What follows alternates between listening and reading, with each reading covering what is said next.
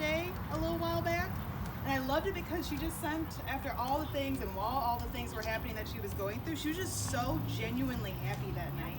Like, literally on cloud 9, literally got a little tipsy. They were playing great music. Like, we had a great time. And it was just so nice to just, if you know her, how vibrant she can be and how happy she was. Like, truly just as if everything had been erased that night. So that was beautiful. And then I love just going to y'all's crib and like kicking it. Like literally, I couldn't tell you what we talked about. Like Medea's on in the background and we're just talking about everything. And there's one day where we were talking about scary movies and specifically The Shining. And Anj was like, nope. And we were like, yes, but we never did. So now I'm gonna say we have to uphold that one day. Watch The Shining in honor of the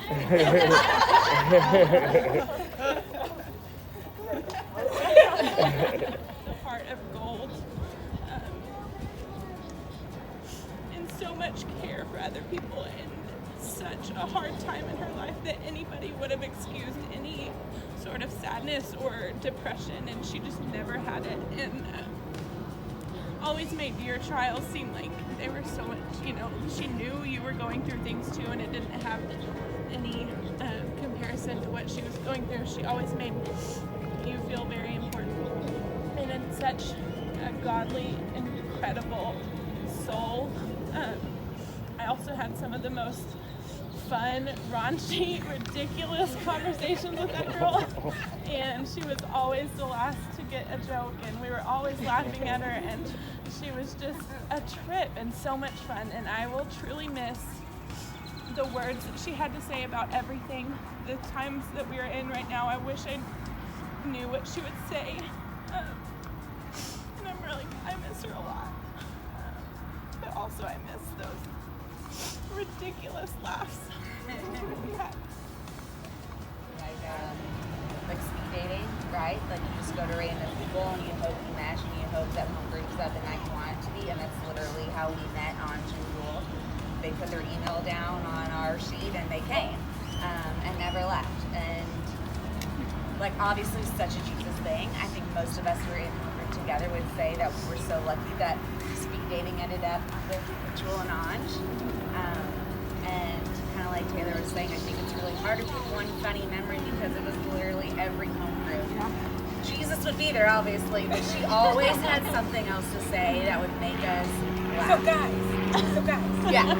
Yeah, exactly, yeah. But also just walking through what she went through. I mean, I can remember the day where she told us, like, I turned over and felt a lump in my breast, like that was from that until, she went to heaven. Like there was no difference in her attitude, her faith, her expression, like it never altered, not even in the hardest, like that prayer meeting where she could barely stand, but like her faith and temperament and the smile she had in her face never wavered. And I think that's something huge that will always change my life. And I think it's a huge legacy she leaves behind for a lot of us, as I can hear in everybody's stories. Just unwavering. Lowest point in life, she was able to maintain so much joy that was rivalry in my heart. It was almost like, how can you be at the low point, but you maintain the joy? Not only you maintain the joy, but you put other people above your low spot, and you elevate them to making them feel important and needed, and you care for them. I've said it before and I'll say it again. I don't think you get an opportunity to meet people like that too much in life. You may get one or two. You get three, you really rich. But Jewel is at one or two that I can honestly say, she did not just read it and talk about this to it, but she lived it. I mean, she lived it. And I would just look at her sometimes and say, oh my goodness, I don't understand how you're able to be up here when everybody else say you should be down here, but you making everybody else feel like they're up here. I mean, it's a beautiful, beautiful lady. And I mean, there are days that I was looking at her and going through, and I would say, somebody stop whining about anything. I mean, it's like you have nothing to whine about. This lady can take the low points and still have the joy of the Lord radiating through her and still laugh and be happy and make you feel so incredibly important at the same time. And I just don't think there's many people that able to do that. We can talk it, but it's one thing to read it, it's one thing to talk about it, but she was able to make that happen. That is beyond. I'm grateful for the wisdom she's had. She was a woman that she wasn't just a talker. Like, what she did matched up what she believed in. Something else I learned from her is the importance of not letting my fears control me, because I'm guilty of that. And I was just always amazed at how much, if she got an idea, she just acted on it.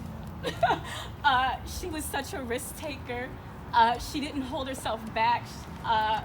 And I loved that about her. I admired that about her.